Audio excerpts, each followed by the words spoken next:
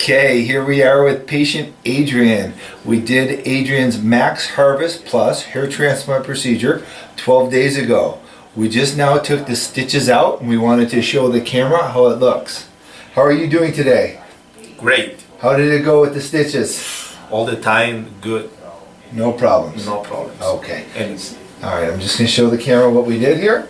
So, when we do that Max Harvest hair transplant procedure, we harvest all the way around from the one side to the other, and we just took the stitches out and you can see how perfect this healed. This is the suture line right here going through those little eyelets above and below, okay? And as you can see, there's virtually no suture line detectable. I mean, can you see this? It's like there's nothing there. Now this is a great example. This patient happened to have had these FUE little scars. And now look at the difference of a suture line versus an FUE scar.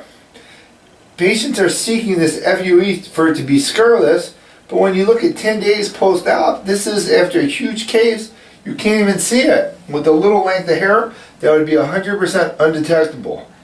To me, this line is less visible than these little polka dot holes.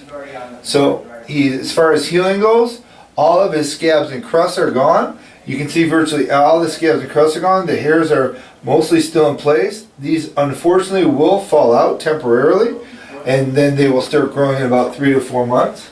And just for the process of completion, we'll take it all the way around to the other side so you can see the suture line the entire way around.